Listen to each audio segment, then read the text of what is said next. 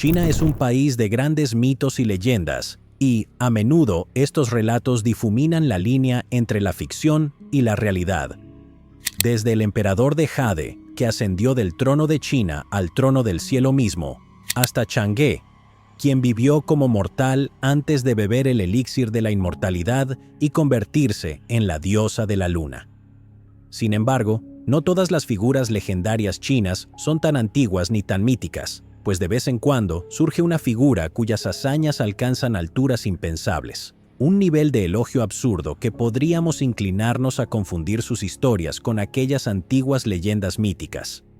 Hoy examinaremos una de estas leyendas modernas, un joven campesino que sometió a todo el mundo criminal de Hong Kong, el hombre que tomó el control de la mayor operación de drogas de la historia, un tipo ante cuyos pies incluso el propio gobernador de Hong Kong se humilló desesperadamente en busca de ayuda, un loco que acumuló más de $500 millones y que logró hacer todo esto vistiendo con uniforme de policía.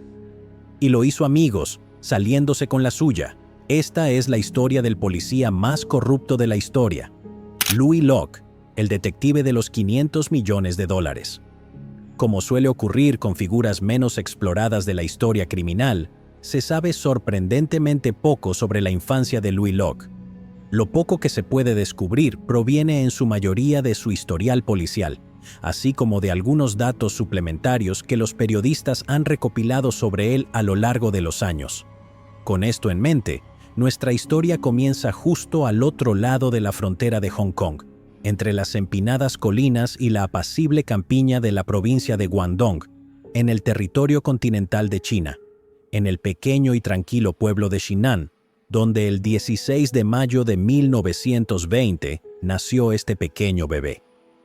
En cualquier otro periodo de la historia, el recién nacido Louis Locke habría tenido muchas razones para ser envidiado. Una familia amorosa, una vida modesta pero en gran medida satisfactoria en un pequeño pueblo chino, un inicio de vida perfectamente sano, aunque humilde. Pero lamentablemente, para el recién nacido Louis Locke, la década de 1920 no fue un periodo pacífico en la historia de China. Esta época estuvo definida, sobre todo, por el aparentemente interminable conflicto entre el gobierno nacionalista del Kuomintang y varios caudillos provinciales, todos ellos luchando por el control del cuerpo en descomposición y podrido del alguna vez poderoso Imperio Qing. Los combates pronto alcanzarían a la tranquila Xinan con el estallido de la guerra entre Guangdong y Guangxi. En lugar de verse arrastrados a este conflicto que, francamente, poco podía ofrecerles y mucho podía quitarles, la familia de Louis Locke tomó la decisión de dejar atrás su antigua vida y cruzaron la frontera en secreto hacia la colonia británica de Hong Kong, que se encontraba a poco más de 100 kilómetros al suroeste. No sabemos con exactitud cuándo realizaron la travesía, pero sí sabemos dónde se establecieron: la isla de Cheung Chau.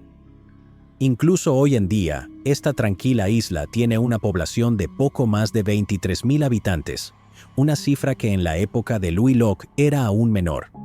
Así que, en lugar del choque cultural que uno podría esperar al mudarse a Hong Kong, dejando atrás el campo para ser arrojado a la gran ciudad, lo más probable es que la vida de Louis Locke cambiara muy poco después del traslado. Seguía viviendo en el mismo tipo de casas rurales, recibiendo la misma educación modesta y local que hubiera recibido antes, y, en general, seguía en medio de la nada, con la única diferencia de que ahora su familia criaba peces en lugar de cultivar arroz.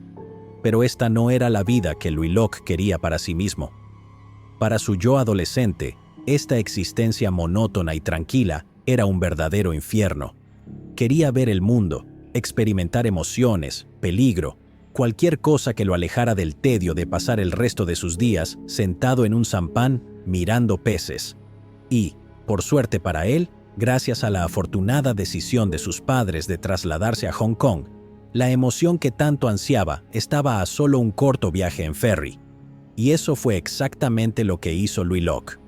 Una vez allí, tomó cualquier trabajo que pudo conseguir. Fue limpiabotas, cartero y conductor de rickshaw. Pero estas profesiones fueron solo desvíos temporales en su camino. En el año 1940, encontró su verdadera vocación cuando se alistó en la fuerza policial de Hong Kong. De inmediato, obtuvo un aumento de sueldo, un uniforme elegante, un revólver en la cintura y, lo más importante, mucha acción. ¿Qué más podía desear un joven en busca de aventuras? Lamentablemente para Louis Locke, el cruel destino estaba a punto de darle mucho más de lo que había imaginado. Su provincia natal, Guangdong, había caído bajo el avance implacable del ejército imperial japonés, una fuerza expansionista cuyo apetito por nuevos territorios parecía insaciable. Y ahora, sus ojos estaban puestos en Hong Kong. Con la invasión japonesa de 1941, la historia de Louis Locke se vuelve un tanto difusa. Sabemos que logró sobrevivir a la batalla inicial y que se unió a la Columna del Río Este, un gran grupo de resistencia comunista que operaba en toda la China ocupada y que llegó a contar con hasta 6.000 miembros en Hong Kong. También sabemos que, con este grupo, participó en numerosas acciones de guerrilla, atacando instalaciones militares japonesas y escoltando a pilotos aliados derribados fuera de Hong Kong. Además, sabemos que muchas de estas actividades fueron brutales y terribles.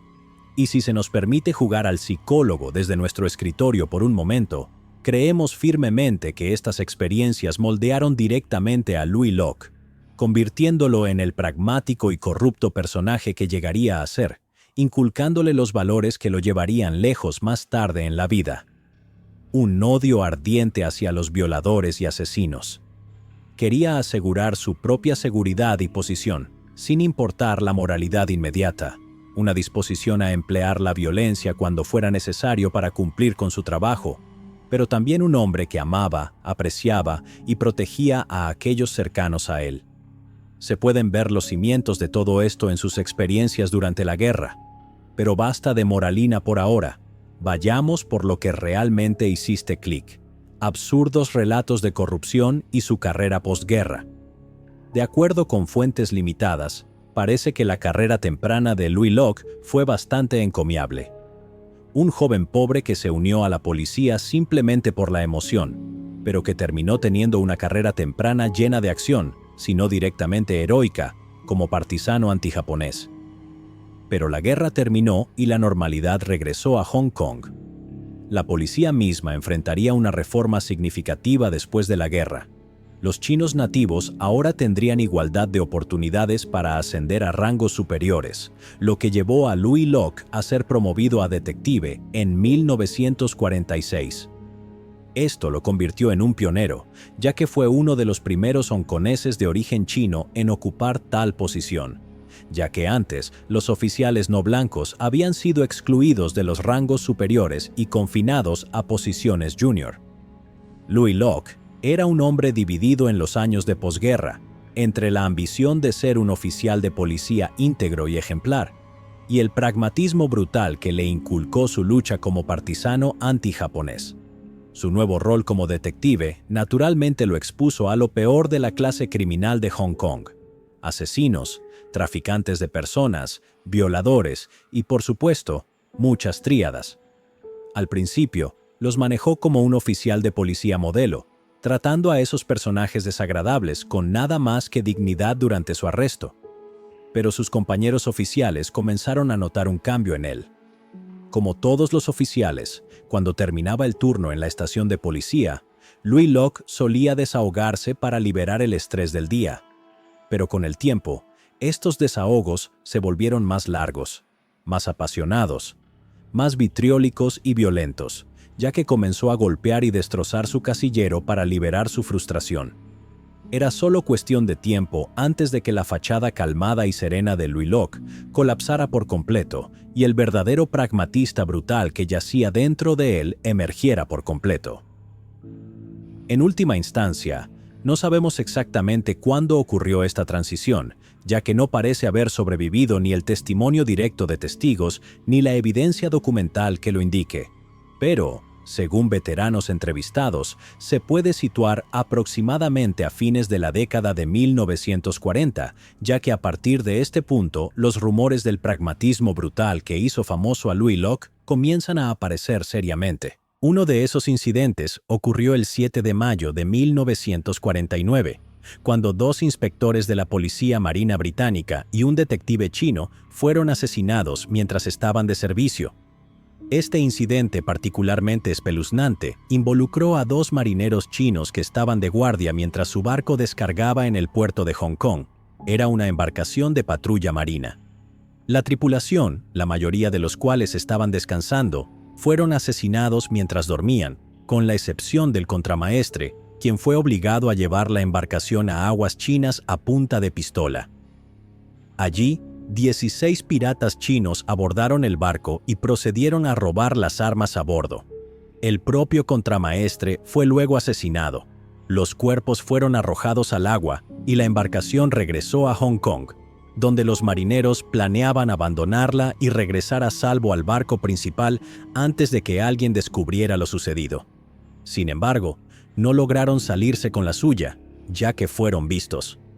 El ataque de los marineros ocurrió justo antes de que la tripulación del barco policial fuera relevada.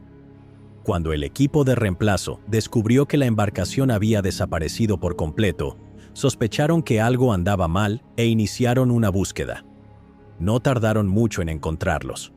Un barco policial saliendo de aguas chinas sin previo aviso ya era sospechoso en cualquier momento, más aún cuando había uno desaparecido en circunstancias inusuales. Fue seguido discretamente, y una vez que sus secuestradores desembarcaron, fueron arrestados de inmediato. Los cargos eran obvios por las manchas y rastros de sangre que cubrían el interior de la embarcación. 3 cargos de asesinato para cada uno. Esto llevó a los sospechosos bajo la custodia de Louis Locke, quien había sido asignado como el detective principal del caso. Y, lamentablemente para ellos, el detective chino era un amigo cercano de las víctimas. Los gritos de tortura que siguieron se podían escuchar en toda la estación de policía.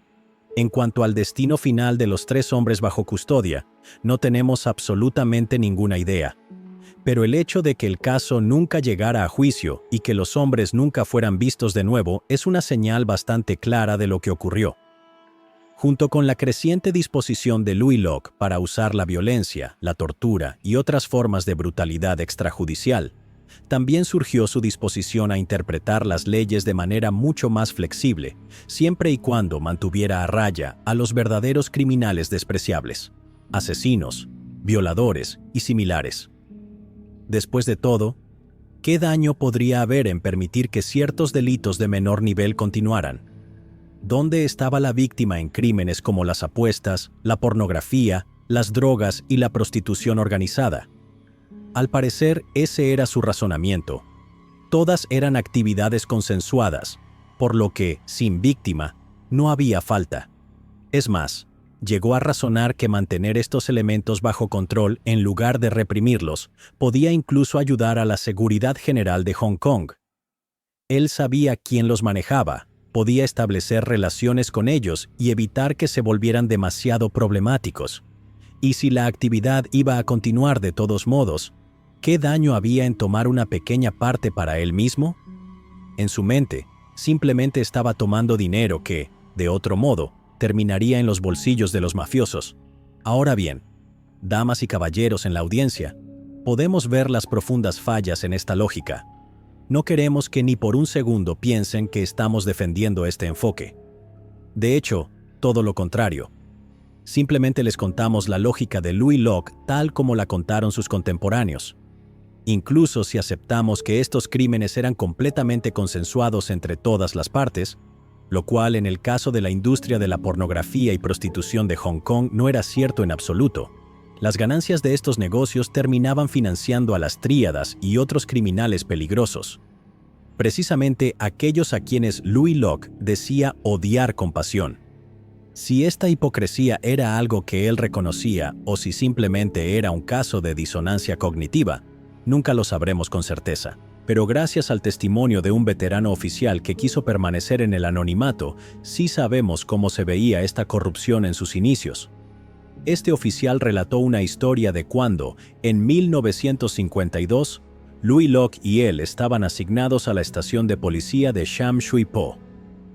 El oficial describió cómo salían a patrullar y cómo Louis Locke visitaba a los criminales organizados locales, supuestamente para investigar pistas, hacer trabajo de alcance comunitario y realizar todas las actividades perfectamente legítimas que suelen llevar a los detectives a estos lugares depravados. Pero había algo extraño. Comenzaron con una tienda ilegal de pornografía en la calle Keelung. El establecimiento estaba escondido en un callejón trasero y habría sido completamente desconocido e imposible de detectar para cualquiera que simplemente pasara por allí. Sin embargo, Louis Locke sabía exactamente dónde estaba. Hasta ese momento, todo parecía normal. Probablemente tenía un bien informante o ya había visitado el lugar antes. Lo que no era tan normal era cómo Louis Locke se acercó directamente a la puerta de la tienda sin anunciar su presencia y entró sin la menor vacilación o preocupación. Incluso eso no parecía demasiado raro. El oficial razonó que, después de todo, Louis Locke era un héroe de guerra. Quizás simplemente tenía unos nervios de acero y no se inmutó en lo más mínimo ante la peligrosa perspectiva de entrar en un lugar así. Bastante razonable. La realidad de la situación cayó sobre el oficial que lo acompañaba cuando Louis Locke se dirigió directamente al dueño de la tienda, con una sonrisa de oreja a oreja, y lo saludó como a un amigo cercano y valioso. Locke y el dueño charlaron durante un rato, intercambiando comentarios sobre la esposa y lo bien que iba el negocio. Hasta que apareció un pequeño sobre marrón, tan lleno de dinero que parecía a punto de estallar. Luego, él y el dueño se estrecharon la mano y se despidieron. El oficial que lo acompañaba apenas tuvo tiempo de recoger su mandíbula del suelo antes de que su superior le entregara un fajo de billetes en la mano. Supuestamente era un gesto de agradecimiento por su comprensión. Pero el oficial no era un tonto. Sabía perfectamente lo que estaba haciendo Louis Locke. Lo estaba haciendo cómplice de la corrupción para que no pudiera delatarlo ante los superiores. La historia de la tienda ilegal de pornografía en la calle Keelung es un ejemplo típico de cómo Louis Locke comenzó a construir su riqueza y poder en los primeros días de su corrupción. Uno por uno, se fue haciendo amigo de cada negocio ilícito en su jurisdicción, tomando una parte de sus ganancias a cambio de promesas de cooperación mutua. Esto, sin duda, lo convirtió en un hombre muy rico, acumulando millones de dólares. Pero eso está lejos de ser suficiente para convertirse en un detective con 500 millones de dólares. ¿No es así? Para alcanzar esas alturas, tendría que ascender en las filas de la policía, lo que le permitiría tener influencia sobre más territorio y ofrecer favores mucho más significativos a sus socios criminales. Afortunadamente para él, el destino le presentaría varias oportunidades para escalar esa escalera con facilidad. El ascenso de Louis Locke en el mundo criminal de Hong Kong estuvo lejos de ser un proceso sencillo. En el camino, enfrentó numerosos obstáculos. Podía ser un criminal que se quejara del tamaño de su parte del negocio.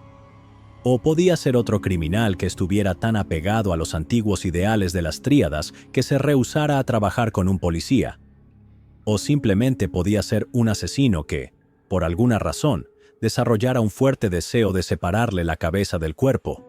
Cualquiera que fuera el problema y cualquiera que fuera la amenaza que representara, siempre se resolvía de la misma manera. Se eliminaba. Podríamos hablar de muchos ejemplos más pequeños que ilustran su manera de operar. Por ejemplo, un líder de tríada especializado en la producción de pornografía ilegal, que se negó a aceptar el porcentaje de Louis Locke y que, misteriosamente, vio cómo todos sus distribuidores eran arrestados y cada una de sus camionetas registradas. O el caso de otro mafioso que insultó a Louis Locke y que luego encontró su auto convertido en una bola de fuego por un cóctel Molotov. O el líder de tríada que se atrevió a declarar en voz alta que estaba harto y cansado de que Louis Locke se entrometiera en sus asuntos y declaró su intención de resolver el problema disparándole en la cara. Bueno, unos días después, desapareció y nunca más se supo de él. Pero en lugar de eso, destaquemos el enfoque de Louis Locke para mantener la lealtad, centrándonos en una historia. Esta historia nos lleva a 1955. En ese momento, Él tenía una relación muy cordial con la mayoría de las grandes familias de tríadas de Hong Kong. Los He Shenge, The Big Four y los Chao Shou sabían cómo funcionaban las cosas y, en general, estaban muy contentos con ello. Había mucho apoyo mutuo y todos ganaban mucho dinero como resultado. Los únicos problemas reales que surgían de estas familias solían ser individuos, generalmente de bajo nivel, que por una razón u otra incurrían en la ira de Louis Locke, momento en el que sus superiores o el propio Louis Locke se aseguraban de que enfrentaran algún tipo de retribución por sus ideas disruptivas y traviesas. Sin embargo, una familia de tríada resultó ser menos dispuesta a colaborar y se convirtió en una espina constante en el costado de Louis Locke, la tríada 14K. En su opinión, estaban tardando demasiado en aprender su lugar. Nunca estaban satisfechos y siempre pedían más de él, cosas que incluso Louis Locke en ese momento no podía gestionar, como las llaves de un arsenal policial que querían asaltar, archivos de casos que querían hacer desaparecer del cajón del jefe de policía y, quizás lo más grave de todo en los ojos de Louis Locke, una reducción en el tamaño de sus ganancias. Aparentemente, Louis Locke llegó a un punto en el que perdió la paciencia y no estaba dispuesto a comprometerse más. Posteriormente, consideró a toda la tríada 14K como una causa perdida y como no se alinearían, serían eliminados. Y como oficial de policía tenía todo lo que necesitaba a su disposición para hacer exactamente eso. Tras esta revelación, Louis Locke abrió su archivo de evidencias y sacó todas las pruebas de sus actividades criminales que previamente había enterrado. Las tomó en sus manos y se dirigió a la oficina de Arthur Maxwell, el entonces comisionado de policía. Entró, lanzó las pruebas sobre el escritorio y le contó a Maxwell sobre esta pandilla malvada y viciosa que se estaba convirtiendo rápidamente en una amenaza intolerable e inadmisible para la seguridad pública, y que debían ser aplastados de inmediato. Louis Locke era un detective tan excelente que casualmente conocía todos los nombres y detalles de cada miembro de los 14K en Hong Kong. Todo lo que necesitaba era la luz verde, y lanzaría una operación para enviarlos a todos tras las rejas de inmediato.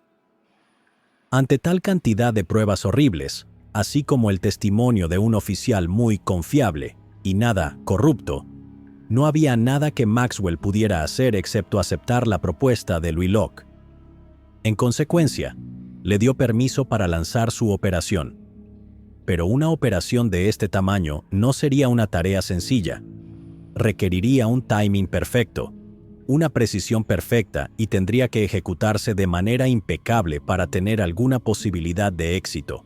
Si los arrestos se hacían de manera demasiado escalonada, los 14K pronto se darían cuenta de que estaban siendo objetivo y desaparecerían antes de que todos pudieran ser arrestados. Idealmente, necesitaba una oportunidad para capturarlos a todos al mismo tiempo. Después de consultar con los pocos miembros de los 14K en los que sentía que podía confiar para que fueran leales y discretos, surgió la oportunidad perfecta.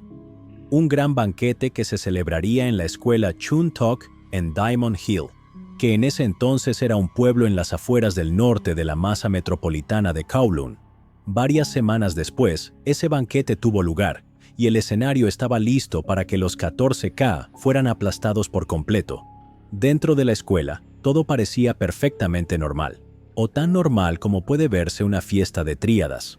Todos estaban felices, el alcohol fluía y todos se divertían, ocupándose de las típicas actividades que no se pueden monetizar. Lo único que arruinaba esta escena, por lo demás perfecta, era un número notable de asientos vacíos. En una ocasión que normalmente habría llenado la escuela hasta el tope, sin duda los asistentes pensaron que esto era extraño y ciertamente se levantaron algunas cejas. Pero cualquier consideración sobre los asientos vacíos pareció desaparecer rápidamente una vez que el alcohol comenzó a fluir. Afuera de la escuela, las cosas parecían igual de normales, pero si mirabas a la distancia, un observador con ojos de águila notaría la figura de un hombre mirando hacia la escuela a través de unos binoculares. Nada menos que un oficial de policía, cuyo trabajo era vigilar el evento y dar la señal cuando fuera el momento adecuado. El mensaje se envió un poco después de las 11 de la noche. Un convoy salió de la base operativa de la policía de Kowloon Este y se dirigió a la escuela. Los asistentes deben haberse sorprendido mucho unos minutos después, cuando la puerta del gimnasio fue violentamente derribada y apareció nada menos que Louis Locke, con un subfusil Sterling amartillado descansando casualmente en sus brazos. Informó a todos los presentes que habían sido chicos muy traviesos y que estaban todos bajo arresto. Una afirmación que fue seguida por una entrada inmediata de oficiales uniformados y armados al edificio, quienes procedieron a arrestar a todos y llevárselos.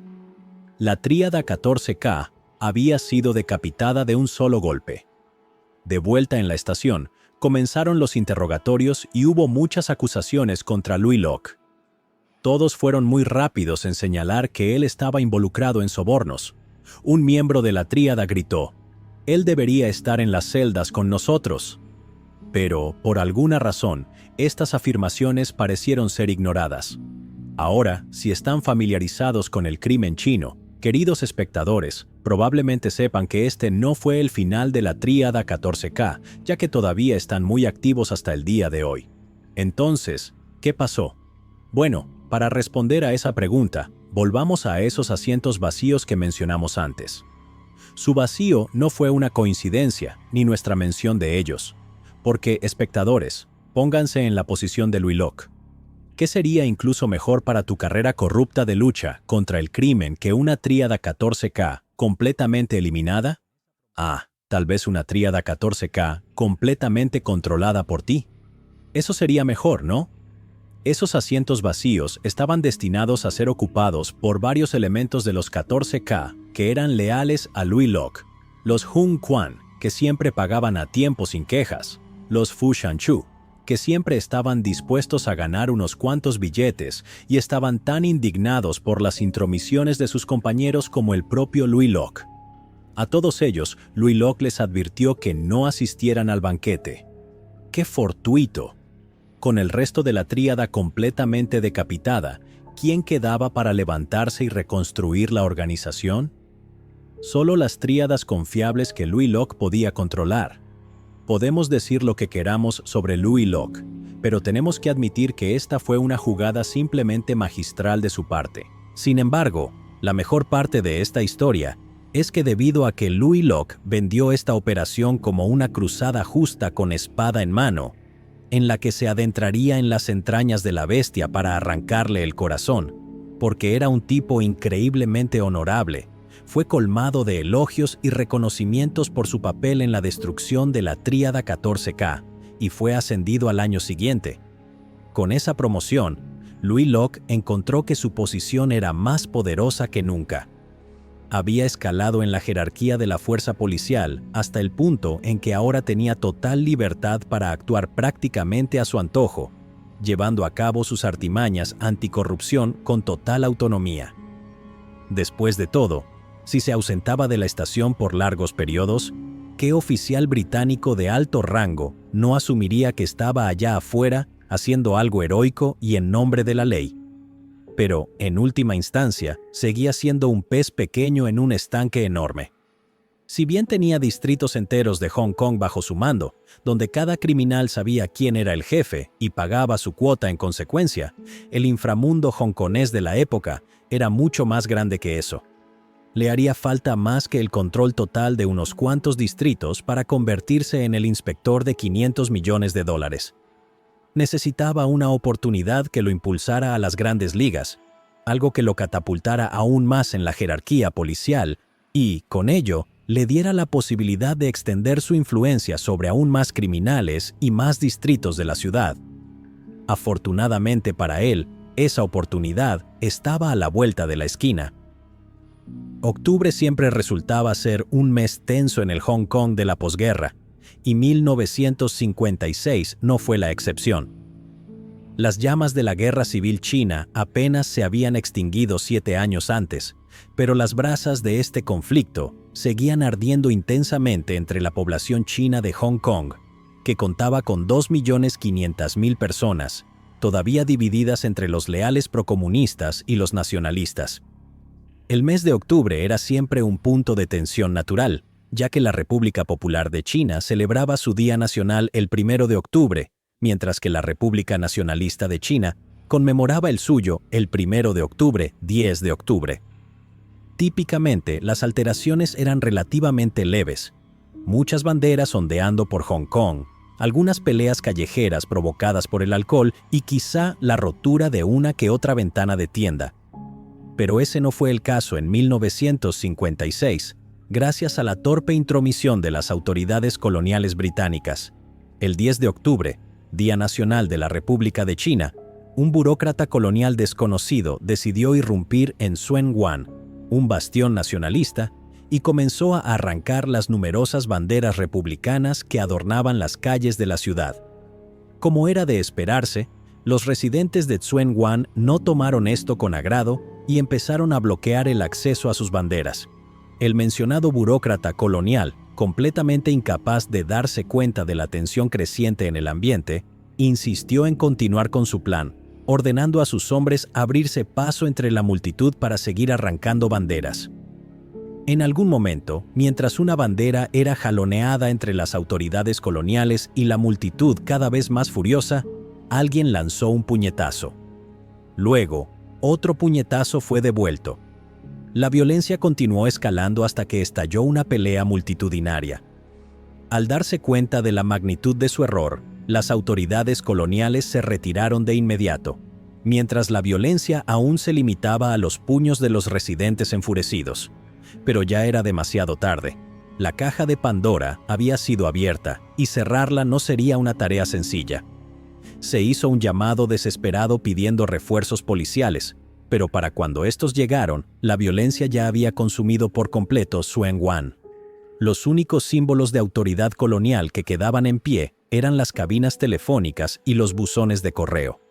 Cualquier letrero o edificio con texto en inglés fue arrancado, destrozado e incendiado, al igual que cualquier propiedad o persona que fuera considerada simpatizante de los comunistas. Inicialmente, la policía tuvo cierto éxito en contener el disturbio utilizando porras, balas de goma y gas lacrimógeno. Sin embargo, al caer la noche y reagruparse los alborotadores, los agentes se vieron obligados a retirarse de Shenzhen ante una lluvia incesante de piedras y otros proyectiles improvisados. Mientras la policía huía de Shenzhen, los disturbios se propagaban a sus espaldas y, al amanecer, la totalidad de Kowloon estaba envuelta en una violencia feroz. Más tarde, los disturbios alcanzaron los enclaves europeos de la península, donde los europeos comenzaron a ser sacados de sus autos y golpeados, mientras sus vehículos eran incendiados. A la mañana siguiente, el gobierno colonial había perdido el control de las calles de Kowloon. En las primeras horas del 11 de octubre, en la carretera Nathan, el vicecónsul suizo Fritz Ernst y su esposa fueron sacados a la fuerza de su auto, golpeados, rociados con gasolina e incendiados. Fritz logró sobrevivir, increíblemente, pero su esposa falleció a causa de sus heridas. Este fue el punto de quiebre para las autoridades coloniales, que decidieron movilizar al ejército y reunir a todos los agentes de policía disponibles para aplastar los disturbios. Sin embargo, antes de que las calles de Hong Kong se convirtieran en un baño de sangre, el secretario colonial Edgeworth B. David tuvo una idea: ceder el control de la situación a un oficial nativo chino y ver si podía encontrar una forma de calmar la situación. Pero, ¿a quién elegir para una tarea tan ingrata? Se necesitaba a alguien con la suficiente autoridad para dictar la estrategia en su totalidad, alguien que conociera todos los rincones de la sociedad china y, además, alguien que comprendiera el submundo criminal chino. Y así, damas y caballeros, ¿quién creen que encajaba en ese perfil? Fue así como Louis Locke se encontró con las llaves del castillo en sus manos, con plena autoridad para manejar la situación como mejor le pareciera. Se le dieron 24 horas y, si para entonces los disturbios no habían disminuido, los tanques entrarían en acción. No es más que una tarea sencilla, le aseguró Louis Locke al secretario colonial David. Todo lo que necesitaba era un bolso grande lleno de dinero. Ante la falta de mejores opciones, David accedió, y Locke recibió su bolso lleno de efectivo. El plan era simple, según explicó: dividir el dinero en 4 partes y distribuirlo entre las 4 grandes tríadas del bajo mundo de Hong Kong para comprar su apoyo. Luego, éstas se encargarían de combatir a los alborotadores desde dentro, mientras el gobierno continuaba presionando desde el frente de los disturbios, con la esperanza de dispersarlos por completo. David aceptó el plan, y Locke salió disparado en un auto sin distintivos en las primeras horas de la mañana para hacer algunas visitas a viejos conocidos. Primero, la tríada 14K, luego la He Shenghe, seguida por The Big Four, y por último, la pandilla Chao Hou. Las conexiones preexistentes de Louis Locke con todos ellos le permitieron entrar sin problemas a la sede de cada familia, asegurándose de obtener una audiencia inmediata con sus líderes. Después de cada reunión, los jefes criminales fueron sobornados y se sumaron al plan. Louis Locke, entonces, reunió a las fuerzas del gobierno y les ordenó prepararse para varios asaltos coordinados en los puntos clave de los disturbios en la tarde, y pronto llegó el momento. A la 1 de la tarde, la policía, reforzada por refuerzos adicionales del ejército y del servicio penitenciario, comenzó a avanzar en todos los frentes mientras lanzaba una implacable lluvia de gas lacrimógeno, porras y balas de goma. Los disturbios pronto se desmoronaron, con los números de los manifestantes debilitados por el miedo a las represalias de las tríadas. Aquellos pocos con la suficiente determinación para permanecer resultaron incapaces de montar cualquier tipo de defensa significativa contra el renovado asalto policial. Un punto particularmente notable fue la represión en Tsuen Wan, donde un grupo de 6 vehículos blindados Saracen, comandados personalmente por Louis Locke, se abrieron paso entre los manifestantes antes de desembarcar en el Lei Cheng Uk Estate, el corazón mismo del punto de origen de los disturbios. Supuestamente, cortaron la cabeza metafórica de la serpiente. El plan funcionó a la perfección, y para el final del 12 de octubre, los disturbios habían sido completamente sofocados. Naturalmente, Louis Locke fue altamente elogiado por su papel en la supresión de los disturbios y se ganó otro ascenso antes de ser transferido a Tsuen Wan. Pero esperen un momento, porque si pensaban que este capítulo iba a ser algún tipo de punto culminante en la carrera de Louis Locke, donde mostraba la máxima profesionalidad y dedicación a su rol, en contraste con el coloso corrupto en el que se estaba convirtiendo rápidamente, bueno, esperen un segundo, porque al igual que su aplastamiento de la tríada 14K, su represión de los disturbios del doble 10 fue un truco publicitario bien orquestado y planeado, diseñado para ganarse el máximo favor de las autoridades coloniales y asegurar el fortalecimiento y progresión de su carrera. Háganse una pregunta: ¿cuál era el punto de la carga de vehículos blindados que él personalmente lideró hacia el corazón mismo de los disturbios? No es como si los disturbios fueran un movimiento organizado con una sede central conveniente, y que cortar la cabeza de la serpiente llevaría al colapso del descontento.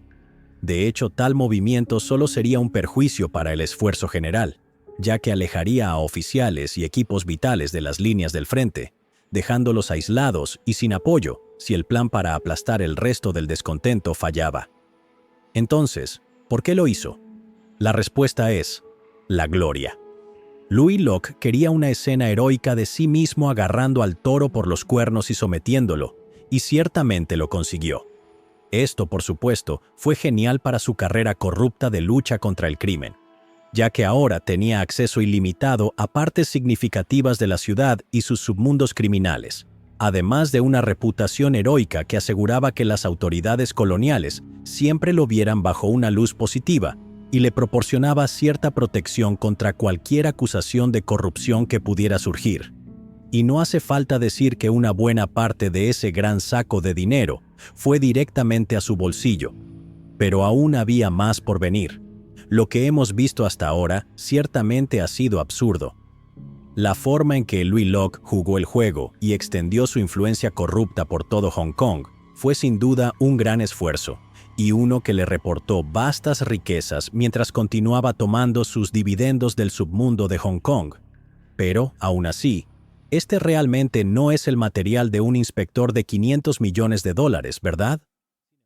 Para entrar realmente en las grandes ligas, Louis Locke no solo tendría que tomar una parte de lo mundano y participar en actividades criminales rutinarias, sino que se tendría que convertir en un socio vital y esencial para algunos personajes realmente desagradables. Y, como si el destino lo hubiera querido, eso fue exactamente lo que ocurrió cuando conoció a un joven emprendedor de Hong Kong llamado Wu Zhihao, un hombre que se convertiría en, posiblemente, el mayor narcotraficante de la historia. Wu Zhihao fue el mayor narcotraficante de Hong Kong y posiblemente del mundo entero, dependiendo de a quién le pregunten. Y estos dos tuvieron muchos encuentros a lo largo de los años. Wu Zhihao nació y creció en Dahao, Guangdong, pero pronto se sintió atraído por Hong Kong, donde el salario para los trabajadores no calificados podía ser hasta 6 veces mayor que en el territorio continental en esa época. Se trasladó en 1962 y rápidamente se vio inmerso en el mundo criminal, impulsado por sus crecientes ambiciones materiales que pronto superaron lo que podía lograr con una carrera honrada. Al principio, comenzó con actividades menores, incursionando en el crimen mediante la gestión de una lotería ilegal. Sin embargo, pronto se expandió al tráfico de drogas al darse cuenta de que la rentabilidad de su lotería dejaba mucho que desear. Este cambio de rumbo le trajo enormes beneficios, ya que incorporó a las 4 grandes familias de la tríada de Hong Kong, los 14K, los He Shenge, The Big Four y los Chao Shou, en su empresa criminal, otorgándoles una parte de sus ganancias a cambio de su respaldo para operar. Cualquier competidor emergente que intentara interferir en sus negocios simplemente desaparecía misteriosamente.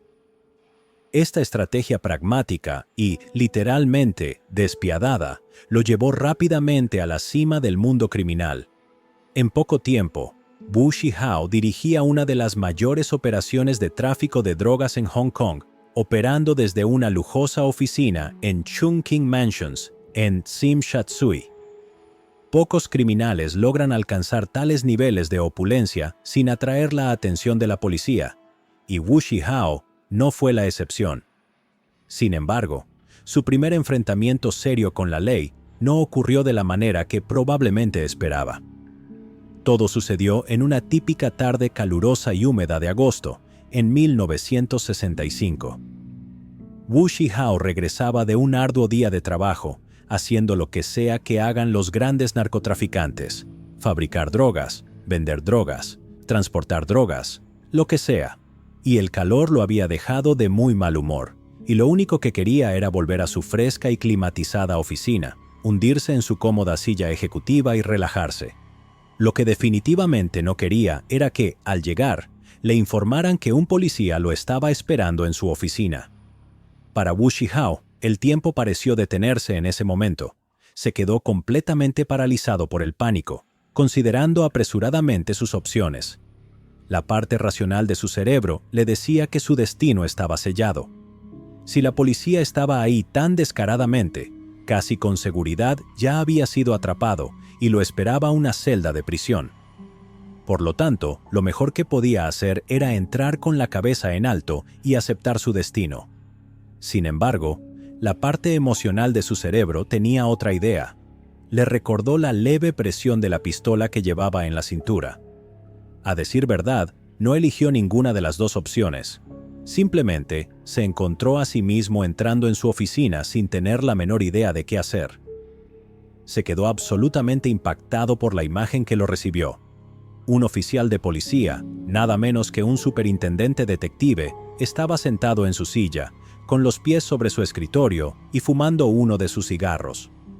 El detective le ordenó que se sentara al otro lado de la habitación y, desconcertado por lo extraña que era la situación, Wu Zhihao hizo exactamente eso, sin cuestionarlo. Probablemente ya adivinaron quién era ese oficial. Era nuestro muchacho, Louis Locke, y procedió a explicarle, con lujo de detalles, cada aspecto de la operación de Wu Zhihao y lo felicitó por el progreso que había logrado. Luego, cerró esta demostración definitiva de autoridad con una advertencia. Wu Zhihao había olvidado pagarle al criminal más temido y poderoso de Hong Kong, él mismo. Le presentó una opción sencilla: incluirlo en el negocio de inmediato o ser eliminado de una manera que haría parecer que Dios mismo le había caído encima. Sin ver otra salida, Wu Zhihao hizo lo sensato y aceptó compartir su negocio con Louis Locke. Para su sorpresa, Louis Locke no se conformó con ser un socio silencioso que simplemente no le rompía las piernas a cambio de dinero. En lugar de eso, tomó un papel activo en la organización y le ofreció toda la protección y el apoyo que sus contactos en las fuerzas del orden podían proporcionar. Esto amplió enormemente el mercado de Wu Zhihao dentro de Hong Kong. Sus rivales locales comenzaron a ser arrestados, torturados e incluso asesinados si crecían demasiado. Además, la asociación con Louis Locke revolucionó el tráfico internacional de Wu Zhihao. Su apoyo le otorgó prácticamente acceso sin restricciones al enorme puerto de Hong Kong, permitiéndole distribuir su mercancía por toda Asia sin oposición. En cuestión de años, se convirtió en uno de los narcotraficantes más grandes del mundo, y algunas fuentes afirman que llegó a ser el más rico de la historia. Con el tiempo, incluso dejó de pagar dinero por protección a las 4 grandes tríadas. Ahora, las mesas se habían invertido y ellos tenían que pagarle a Wu Zhihao por permiso para operar en su ciudad. A pesar de todo su poder, Louis Locke no era omnipotente. Por mucho que lo intentara, no podía mantener completamente a la ley alejada de Wu Zhihao. De vez en cuando, algún oficial de alto rango o el propio gobernador colonial se obsesionaba con el pequeño detalle de que las drogas estaban destruyendo la sociedad y exigía tomar medidas. Esto llevó a algunas escenas absolutamente increíbles y francamente hilarantes, en las que Louis Locke tenía que fingir sorpresa mientras caminaba por las instalaciones de drogas recién allanadas, en las que él mismo había estado solo unas horas antes. La relación con Wu Zhihao llevó a Louis Locke a la cúspide de su poder e influencia. Por fin, después de años, su corrupción había crecido hasta tal punto que prácticamente todo el bajo mundo de Hong Kong, incluyendo potencialmente al narcotraficante más rico de la historia, estaba bajo su control, y él se llevaba una parte de todo. Ahora sí, era verdaderamente el inspector de $500 millones. Aunque, si ajustamos esa cifra a la inflación, realmente deberíamos llamarlo el detective de $3.800 millones. Una cifra que realmente pone en perspectiva cuán ridículamente grande se había vuelto su fortuna mientras su poder continuaba expandiéndose en el territorio. Ahora bien, todas las cosas buenas deben llegar a su fin. ¿Y qué historia de un narcotraficante con estilo hollywoodense estaría completa sin una monumental caída en desgracia, justo cuando el protagonista tiene el mundo en la palma de su mano?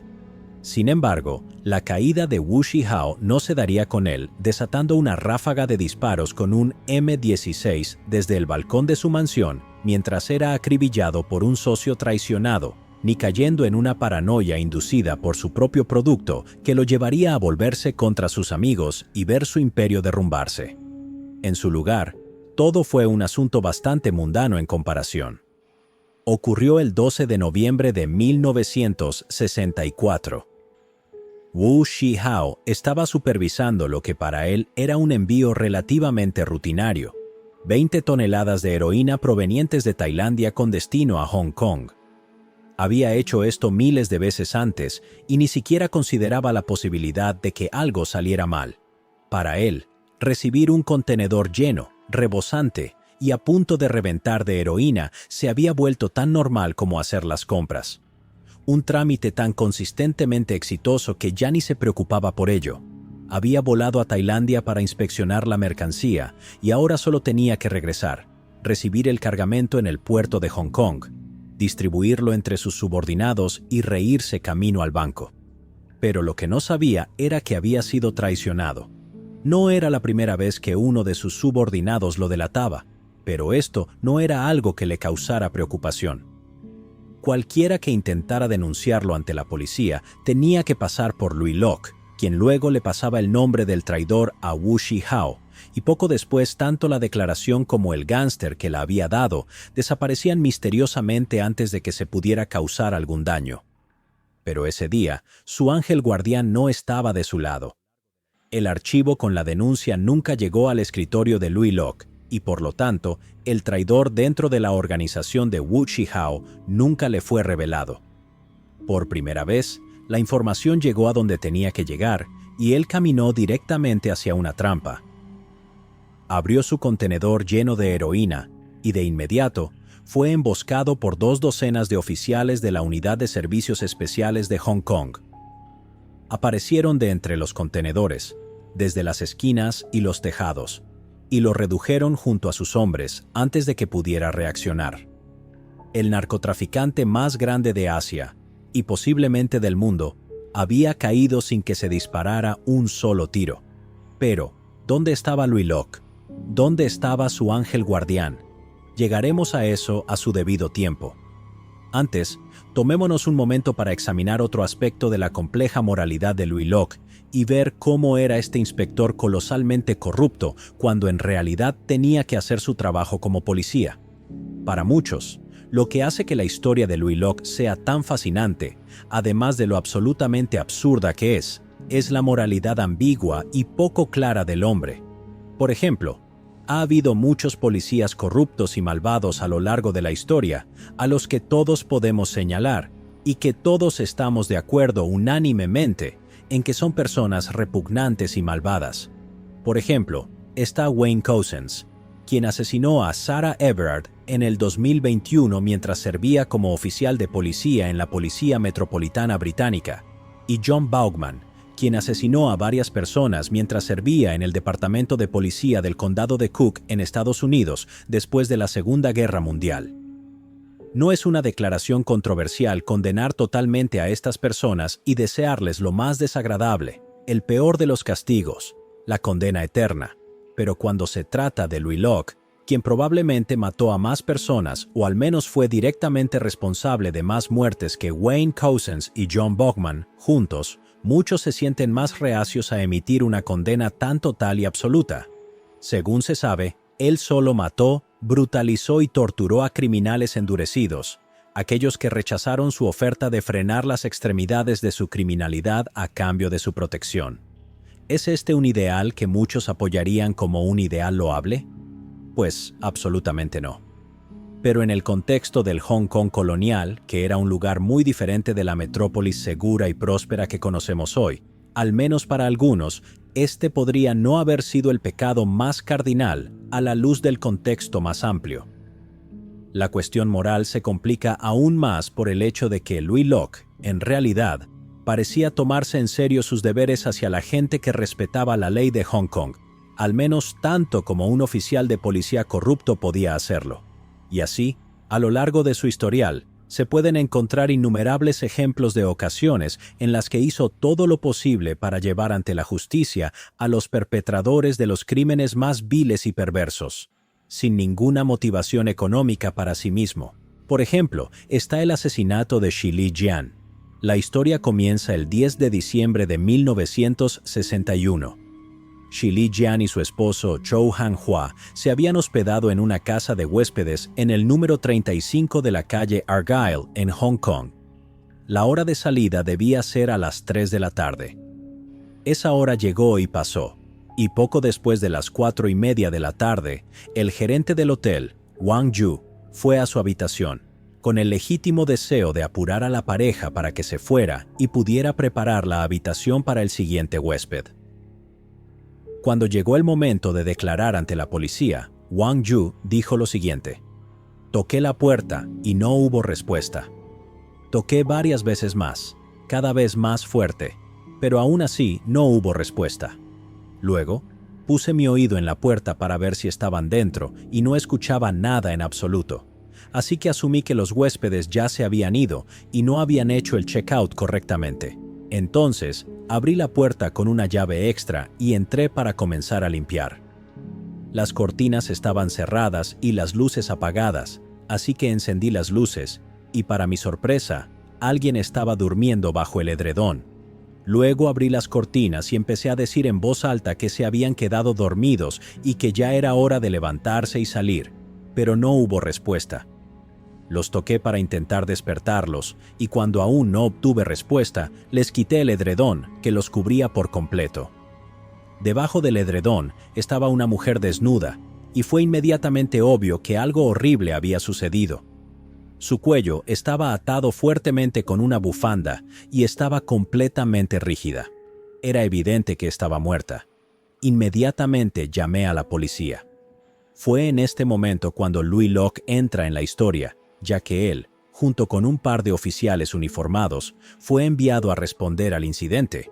Inicialmente, fotografió la escena del crimen junto con sus compañeros y luego comenzó su investigación inicial mientras sus colegas preparaban el cuerpo para ser trasladado a la morgue de la estación de policía de Yau Ma Tei. Después de confirmar que la víctima era Shi Lijian, de 16, usando su tarjeta de identidad de Hong Kong y la hoja de registro del hotel, le pidió a Wang Yu que le proporcionara su versión de los hechos. Wang Yu describió esta interacción inicial con Louis Locke en su entrevista y sorprendentemente lo describió como un hombre tranquilo, paciente y comprensivo, que se esforzó por tranquilizarlo y asegurarse de que estuviera bien después de la escena tan desafortunada que había descubierto. En la estación de policía de Yau Ma Tei, la autopsia de Li Jian comenzó a desvelar el verdadero horror que había ocurrido en la calle Argyle. Al quitar la bufanda de su cuello, se revelaron 2 círculos completos de marcas de estrangulamiento. Por lo demás, sus lesiones externas fueron mínimas. La investigación interna reveló varios pequeños puntos de sangrado en su corazón, pero no se encontró ninguna señal de enfermedades cardíacas que pudieran explicarlas. Además, no se encontró rastro de veneno en su estómago, pero sí se descubrió que había tenido relaciones sexuales poco antes de su muerte, la cual se estimó alrededor de las 6 de la mañana, del mismo día en que Wang Yu la descubrió. La multitud de pistas llegó al escritorio de Louis Locke, quien había insistido en liderar la investigación. Como la investigación inicial de la habitación no había revelado mucho, más allá de algunos restos de cigarros y las manchas de lápiz labial que coincidían con el que usaba Shi Lijian, además de la notable ausencia de su ropa y otras pertenencias personales, que se asumió habían sido retiradas por el asesino. Por fortuna, no necesitó mucha más evidencia para empezar a formular algunas hipótesis sólidas. Una búsqueda de huellas dactilares reveló que solo Wang Yu, Shi Lijian y otra persona habían estado dentro de la habitación antes de la llegada de la policía. Además, la coartada de Wang Yu fue fácil de verificar, ya que se registró su entrada al trabajo varias horas después de que Shi Lijian fuera asesinada, dejando como único sospechoso al hombre que se registró junto a ella. Afortunadamente, su identidad fue fácil de deducir gracias a las leyes de Hong Kong, que exigen registrar la identidad de todos los que se hospedan en un hotel. Un hombre llamado Chou Han-hua. La búsqueda para localizar y arrestar a Chou Han-hua comenzó, pero mientras tanto, Louis Locke inmediatamente llevó a Wang Yu a la estación para una entrevista y le pidió que relatara todo lo que pudiera recordar sobre Chou Han-hua, mientras los recuerdos aún estaban frescos. Wang Yu recordó las interacciones distantes e impersonales entre Chou Han-hua y Shi Lijian, similares a las de una trabajadora sexual y un cliente mientras hacían el registro. Aparte de eso, la única interacción que tuvo con él fue poco después de que Wang Yu comenzara su turno, cuando Chou Han-hua hizo su check-out temprano pero pagó para extender la habitación hasta las 3 de la tarde, alegando que su novia necesitaba dormir. Una investigación adicional sobre Shi Lijian reveló que la especulación de Wang Yu acerca de que ella era una trabajadora sexual era correcta.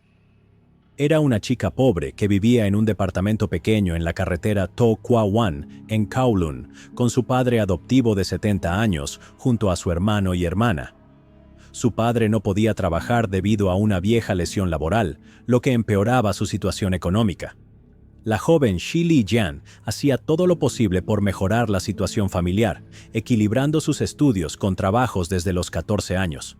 Inicialmente, trabajó como bailarina en Kuen Long antes de mudarse a otro lugar en la calle Portland, en Mong Kok. Si saben algo sobre Hong Kong, conocen la reputación de la calle Portland. Es una calle que, por la noche, se convierte en un lugar muy fácil para encontrar trabajadoras sexuales. La situación era 1000 veces peor en los años 60. Shili Jian estaba tan desesperada por dinero para su familia que no pasó mucho tiempo antes de que se encontrara en las esquinas de la calle Portland. Fue a través de esto que entró en contacto con Zhou Han-hua y terminó en esa habitación de hotel en la calle Argyle. Afortunadamente, sin embargo, Zhou Han-hua pronto estaría en contacto con Louis Locke, ya que, debido a su trabajo como paramédico, fue increíblemente fácil de rastrear y arrestar. Ahora, paciencia, ya que la siguiente parte de la historia se reconstruye a partir de fragmentos de rumores contemporáneos contados por veteranos de la policía que han sido entrevistados. Aparentemente, Louis Locke comenzó preguntándole a Zhou Han-hua una pregunta simple: ¿qué crees que le sucedió a Shili Jian? A lo que Han-hua respondió tejiendo una red de mentiras para distanciarse del asesinato, afirmando que Shili Jian fue su novia con la que vivió, pero que se habían separado 18 meses antes tras una discusión terrible. Agregó que, en la noche del asesinato, solo se habían encontrado para intentar reavivar su relación por última vez antes de separarse para siempre. Continuó diciendo que la dejó dormida a primeras horas de la mañana, perfectamente viva y bien, y que no tenía idea de lo que le había sucedido después de eso. Con esto, quedó claro que Zhou Han-hua no era un hombre particularmente inteligente, porque según su historia, Shili Jian, de apenas 16 años, habría tenido 14 años en el momento de la supuesta relación, y dada su edad de 29 años en ese entonces, solo esa confesión le hubiera valido 10 años de condena obligatoria. Quizás no sea sorprendente que Louis Locke no estuviera particularmente satisfecho con esta respuesta inicial, ya que sabía que lo tenía atrapado. Ahora, Zhou Han-hua verdaderamente había agotado el pozo de paciencia de Louis Locke. En un instante, su calma y fachada apacible desaparecieron y fueron reemplazadas por una de odio puro hacia el hombre evidentemente culpable que tenía delante. Su dedo presionó el botón de detención de la grabadora a su lado antes de que ésta fuera lanzada contra la pared de la sala de interrogatorios junto con una mesa y todo lo demás que había sido esparcido por ella. Ahora cegado por la furia, Louis Locke tomó el camino más directo posible para poner sus manos sobre Zhou Han-hua. Luego, aparentemente, comenzó a golpearlo con los puños repetidamente y con ferocidad, escarneciéndolo todo el tiempo por atreverse no solo a matar a una niña tan joven, sino también por la audacia de mentirle en la cara al respecto. Después de varios minutos, Zhou Han-hua recibió un respiro momentáneo del asalto físico, pero solo para que Louis Locke tuviera el tiempo de sacar un revólver Smith & Wesson modelo 10 de su cinturón y presionar la boca del cañón firmemente en la sien de Zhou Han-hua, antes de pedirle que pensara cuidadosamente en una muy buena razón por la cual no debía simplemente ahorrarle tiempo al juez y apretar el gatillo allí mismo. Cualquiera que fuera la razón que dio, aparentemente fue suficiente para salvarle la vida por el momento, pero no lo suficiente para convencer a Louis Locke de los méritos de su testimonio, y se decidió que Zhou Han-hua necesitaba unos días para pensar muy bien sobre cómo quería redactar su confesión. Y, por supuesto, durante estos días, Louis Locke y sus otros oficiales se acercarían de vez en cuando para asegurarse de que estuviera pensando lo suficiente. Pronto, el 19 de enero de 1962, Louis Locke decidió que Zhou Han-hua había tenido suficiente tiempo para reflexionar sobre su confesión y fue formalmente acusado del asesinato de Shili Jian. Para quienes estén interesados en cómo fue el juicio, fue declarado culpable y ejecutado. Pero para regresar al punto principal, el asesinato de Shili Jian y la respuesta de Louis Locke al respecto, para algunos, es la demostración perfecta de por qué es una figura moralmente difícil de descifrar. Sí, casi con certeza mató a algunos criminales. Sí, colaboró con criminales. Y sí, se quedó con una generosa parte de las ganancias para él. Pero aparentemente, solo mató a criminales serios. Su colaboración con la tríada de Hong Kong aparentemente mantuvo el crimen más grave bajo control y, sobre todo, cuando las cosas se pusieron difíciles, realmente pareció tener un sentido de justicia y una voluntad para proteger a los inocentes o a los ciudadanos respetuosos de la ley a los que servía, aunque terminara torciendo la ley como una espiral al hacerlo. En este punto, normalmente nos encontraríamos en la parte de la historia donde el criminal cruzó la línea y obtuvo lo que le correspondía, mientras su imperio duramente construido se desplomaba a su alrededor.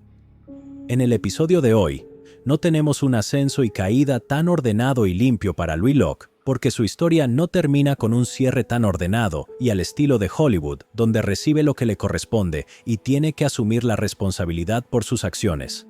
En cambio, como dijimos al principio del video, él se sale completamente con la suya, sin consecuencias.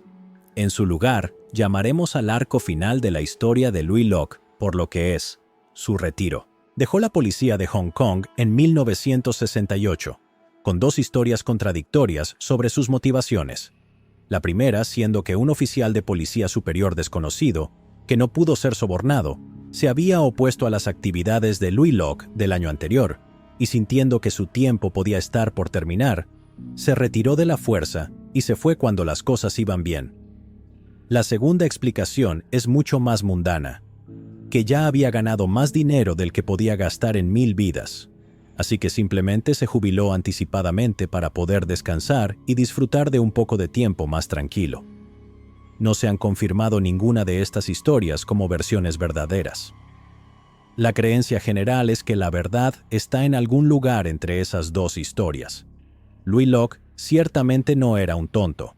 No hay duda de que estaba muy consciente de que su negocio no podía durar para siempre, y que pronto la mano del destino se cerraría en un puño y lo derribaría. Esto probablemente lo motivó a dejar la fuerza mientras las cosas estaban bien, y así disfrutar completamente del estilo de vida lujoso que le ofrecían sus vastas riquezas. Cualquiera que haya sido la razón, se retiró en 1968, retirándose completamente del inframundo de Hong Kong, y el vasto mecanismo criminal del que había sido una pieza clave simplemente continuó sin él. Sus antiguos compañeros criminales terminaron quedándose con una mayor parte, a costa de no tener más su profunda protección desde dentro de la policía. Ya sabemos que se salió completamente con la suya con sus crímenes, pero ¿cómo? ¿Cómo pudo un oficial de policía absurdamente rico, cuya corrupción era para ese entonces el peor secreto guardado en Hong Kong, seguir viviendo el resto de sus días en paz sin ser molestado? Seguramente, las autoridades coloniales estarían absolutamente ansiosas por ver cómo Louis Locke enfrentaba algo de justicia y recuperar algo de su riqueza mal obtenida.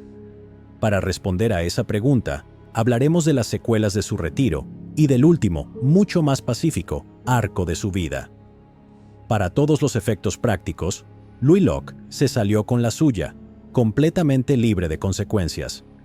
Emigró, o escapó, dependiendo de a quién se le pregunte, de Hong Kong en 1973 y encontró su camino hacia Taiwán, un lugar que convenientemente no tenía un tratado de extradición con Hong Kong. Así que cuando se emitió una orden de arresto para él en Hong Kong en 1976, él ya estaba firmemente instalado en un lujoso departamento en Taipei, descansando con los pies arriba, bebiendo baijiu, presumiblemente de un coco con una pequeña sombrilla para dar el máximo valor de cliché. Posteriormente se dirigió a Canadá, aunque no está claro exactamente cuándo. Las fechas más comunes son 1974 o 1976. Desde entonces, vivió sus días en una paz completamente inalterada, viajando entre Taiwán y Canadá siempre que le apeteciera, pero presumiblemente evitando vuelos que hicieran escala en Hong Kong. Y casi con certeza, para fortuna de Louis Locke, la extradición entre Hong Kong y Canadá justo resultó ser lo suficientemente ambigua como para permitir que Louis Locke nunca tuviera que preocuparse porque la policía montada derribara su puerta y lo llevara de regreso a Hong Kong para enfrentar la justicia. Naturalmente, al gobierno de Hong Kong no le hizo ninguna gracia que Louis Locke se hubiera escapado de sus manos, y si no podían atrapar al hombre en sí, estarían malditos si no podían apoderarse de sus vastos bienes, que, no lo olvidemos, para ese entonces, cuando Louis Locke huyó de Hong Kong, se estimaban en alrededor de $500 millones, o 3.800 millones ajustados a la inflación. Desafortunadamente para el gobierno de Hong Kong, Louis Locke no era ningún tonto y pasó sus primeros años de jubilación moviendo la mayor parte posible de su fortuna al extranjero. Y lo que no pudo mover al extranjero, especialmente propiedades altamente rentables, que no estaba dispuesto a vender, lo escondió en una vasta red de empresas subsidiarias legales de sus amigos y familiares, lo que dificultó que el gobierno de Hong Kong pudiera tocarlas. Lograron recuperar algo después de un exhaustivo esfuerzo legal, una cantidad no revelada, supuestamente en los millones, en 1976 y otros 10 millones en 1986, pero eso fue todo. Naturalmente, estos números fueron una gota en el océano de Louis Locke, quien logró mantener el control sobre la mayor parte de su fortuna mal habida. En cuanto a la vida después de Hong Kong, los detalles del resto de su vida son increíblemente escasos, porque, sorprendentemente, por alguna razón, nunca fue particularmente abierto cuando se trataba de entrevistas y solicitudes de información. Sin embargo, de lo poco que se puede encontrar, parece que se dedicó a su familia y se instaló muy cómodamente en el rol de un abuelo ejemplar, usando su dinero mal habido para su familia y asegurándose de que cada uno de sus descendientes pudiera disfrutar de la mejor educación, las mejores oportunidades y ser completamente consentidos por el patriarca amoroso de la familia mientras crecían. Su única hija terminó en Taiwán, aunque no está claro si ella nació y creció allí o emigró por su cuenta, pero ella ahora trabaja como funcionaria pública de alto rango para el gobierno de Taiwán. También tiene 7 hijos, todos los cuales parecen seguir viviendo en Canadá con vidas perfectamente normales. En cuanto al hombre mismo, falleció debido a un cáncer gástrico el 13 de mayo del 2010, a la avanzada edad de 89 años. Tuvo un funeral cristiano típico y fue enterrado en el Forest Lawn Memorial Park en Burnaby, Canadá, como parte de un servicio al que asistieron más de 80 de sus amigos cercanos. Y con un suave golpe sobre su ataúd, la historia de Louis Locke, el inspector de $500 millones, el oficial de policía más corrupto de la historia, llega a su fin. Con la historia terminada, ahora podemos centrarnos en la parte realmente fascinante de la historia de Louis Locke. La cuestión de su moralidad. ¿Era un hombre malo? Normalmente aquí, en Mentes Enfermas, nos centramos en asesinos de entornos horribles y violentos, de los cuales estamos felices de suponer que todos estamos de acuerdo en que se deben podrir en el infierno. Pero con Louis Locke es difícil encontrar una condena inmediata y generalizada tan clara. No queremos decir que era un buen hombre, de hecho, estaba lejos de serlo, y no hay duda de que, si su corazón llegara a las pesas de Anubis, pesaría mucho, de hecho. Pero ciertamente no era un hombre completamente malo, y sin duda tenía cualidades redentoras. Fue un héroe de guerra y luchó por liberar a sus compatriotas de los barbarismos de los japoneses. Además, cuando se enfrentó a crímenes violentos horribles, claramente asumió sus responsabilidades como oficial de policía de manera muy seria. Tal vez demasiado seria, considerando la tortura. A esto se suma el hecho de que nunca parece haber dirigido su violencia y brutalidad hacia personas inocentes, y que ese placer parecía estar reservado únicamente para criminales serios. No hay una respuesta a estas profundas preguntas filosóficas, que están muy por encima de nuestro rango como humildes creadores de contenido para YouTube. Esto es solo algo que resulta interesante pensar. Y la pregunta se hace aún más difícil cuando la replanteamos no como una moralidad en blanco y negro, sino como una cuestión de si fue un bien neto para Hong Kong. Claro, pudo haber estado involucrado en organizaciones criminales increíblemente inmorales, pero tenemos que ver esto en el contexto de Hong Kong en ese momento, que, lejos de ser la ciudad segura y moderna que conocemos hoy, era algo parecido a un agujero infernal apenas controlado durante el periodo colonial. Cierto, él se llevó una parte sustancial por sus inconvenientes, pero sus métodos ayudaron a mantener a raya los peores excesos criminales de la época, asegurando represalias rápidas y violentas para muchos que llevaron sus actividades criminales demasiado lejos. En este sentido, a regañadientes, y sin ningún placer al decirlo, hay que conceder que probablemente fue un resultado neto positivo para Hong Kong, a pesar de sus muchos defectos.